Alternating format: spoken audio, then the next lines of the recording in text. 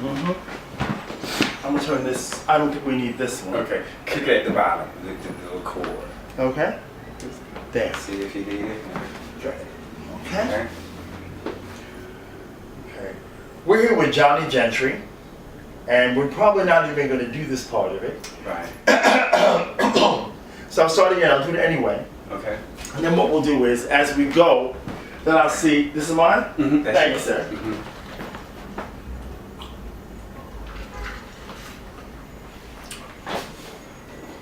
We're here with Johnny Gentry to talk about hair care. You know, Johnny, one of the things that I think is so important that women and men should know about hair is that, you know, that the season is changing. And I know you had mentioned something to me earlier about navigating through the elements. Yes. So now we're at the time of year where we've gone through winter with dry heat and being indoors and hats, and then wind and cold. And now we're coming into the spring where we want to show off our hair. So what things do we need to do to prepare our hair for the springtime? Well, for spring, one thing that's going to be needed is just making sure that you understand your moisture element to keep your hair moisturized, or the oil level that you need just to be into wellness. So it's about the moisture makes it well and oil makes it well. Now when spring comes, it's like it's a little more humid. It's a little more sun, a little more moisture, so you have to make sure that you have products that are already on your hair to withstand the elements that are going on. And then you still have a good looking, well cared hair there. Now when you say wellness, as I know what you're doing, you're moving out of the idea of just quote unquote being a stylist into somebody who promotes hair wellness. Or more so, instead of just being more visual, we're working from the inside out. So often we're more concerned with the visual appeal for the hair. Now it's about making sure the hair is well and has a visual appeal to the hair. Now when you say wellness, how would one make their hair, or how would you define well hair? Okay, first of all, to define well hair, we're just going to start with hair that's on your head that is there and you're not experiencing any difficulties. Sometimes, like, let's just go back to just the beginning and just talk about types and texture for hair. The two most important things are the texture of your hair, whether you're curly, wavy with body, or just straight, or curly, wavy, or straight. Textures. Type of hair, whether you have fine hair, medium hair, or thick hair. Now when you start there, if you have thick hair that is still unruly, you could have well hair. It's just not working for you for your style. So often we have hair that has a style, but it's not well. We're saying let's just make sure that the hair on your head is just well, and you can make it pretty. Because healthy hair can be pretty. So often we just think pretty hair is not well. So how would one make, this is an important question I think, that if someone's hair is not well, what would be a sign that my hair is not well? Dry and brittle, weak and falling out, patchy, hard to manage. And sometimes hard to manage don't mean that the hair is not well, it's just that you can't find the right things to make you feel good about your hair lasting. Even just say a day. Now we have women who their only concern is, I just want my hair to look good today because I'm going to shampoo and get it ready tomorrow. Some women have to do a hairstyle, be able to withstand a workout regimen, going out and about in humidity, and still being able to come back and still be able to go into an office and still look like you have hair that's shopping worthy, hair that's gym worthy, hair that's job worthy. And all of them says, now, if you have well hair, you should be able to navigate through all of those things. Sometimes you can have hair that can look good in the office and look good during the day. But if you go to that gym, all bets are off. And when you say that, okay, and it's the same thing I imagine if you were on vacation. Yes. And just like, let's just talk about vacation, just destinations. Beach, snowy climate, more altitude, like, you know, places that are a little drier than natural. Sometimes those different locations require that you come with a different regimen for your hair. And your hair could be well, but if you have well hair and you prepare for island, and it's cold, you can have all the oils and all the moistures in your hair. But if you're in a winter climate and you go outside and the hair, not that hair can freeze, but with you having moist hair in cold climate, maybe your hair may still look good, but suppose you take sick because you're not ready for that. But in a humid climate or like beachy weather, you got to be prepared for moisture, humidity, and all of that just getting into your hair. Now, if you have porous hair, you already know if you drop water on anything that has a tendency to swell up, you already know there is not going to be any control unless you prep the hair for before water hits it.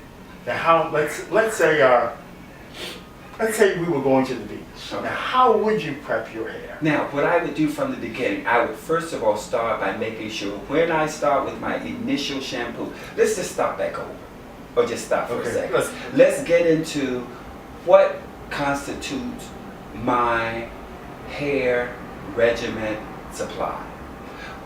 We're going to stop by, I'm going to put them in 3 categories. We have our cleansing products, our styling products, and our maintenance products. And sometimes you have to start from the beginning with your cleansing products. When I clean my hair, am I wanting my hair to be squeaky clean so I can prepare to build everything up from scratch?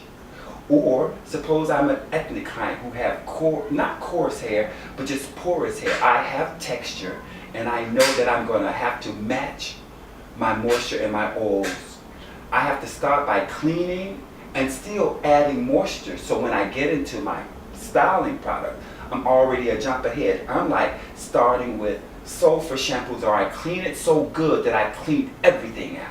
Well, that's a question I wanted to ask you, because I've heard that philosophy, that train of thought where you don't have to wash your hair, or only wash it once a month or something like that. 2014 is the no poo era. They say no poo, that means no shampoo.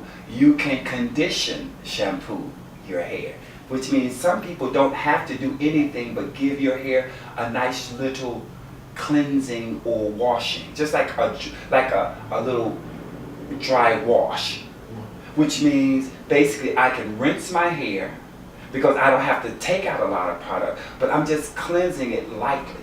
Some people have to really go in there and do a thorough cleansing to remove buildup. A lot of times with ethnic hair, textured hair, the first thing we have to do is, for the style, you have to use products to make the hairstyle last. So you're already building the hair up with products. When it's time to cleanse, you're the perfect candidate to have to cleanse or remove buildup to get ready to start the moisture process over again. Because that's what I was going to ask you. How do you know who is who? Because you have to start by establishing, what is my hair? Am I curly and fine? Am I curly and medium? Am I curly and coarse? That's a lot right there. Is the texture straight but thick and porous? So you have to start by saying, if you have texture, you already have to know that you have to use some moisturizing products to make sure that you can control a curl.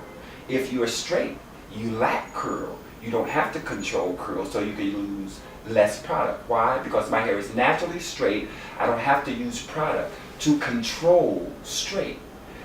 Understanding that you have textures. You have straight, wavy, and curly. Each one requires a different cleansing regimen.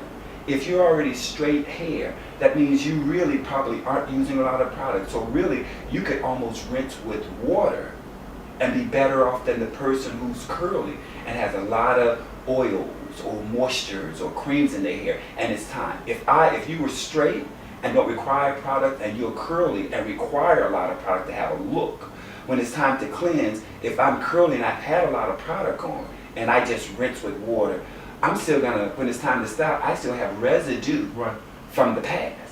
If I'm straight, I could almost rinse and do nothing, so I can get into shampooing. So now we're into your cleansing products. Some cleansing products, you're just using hydrating. Sometimes they're called cleansing. When you're saying cleansing, cleansing means I'm immediately cleaning hair. You can use a shampoo, but it's not a cleansing shampoo. It's a moisturizing shampoo. What does that mean? I'm cleaning as I'm moisturizing in the same process. What? When you're using sulfur shampoos, I must do a thorough cleansing to really make sure I remove buildup and get it Now, squeaky clean. that's what I asked you. Now, why would I use a sulfur-based hair product? Now, sulfur-based means you're really going in there to clean out more, almost like using an astringent instead of a toner. Okay. When you use that analysis, an astringent is meant to clean out a pore. A toner is used after the cleansing to kind of pH balance everything back down. So sometimes, like a good example, Head and Shoulders. Head and Shoulders, when you finish Head and Shoulders, you can do like this and go squeak, squeak. That means you've used a real sulfur cleansing product, which means you're actually going for the squeaky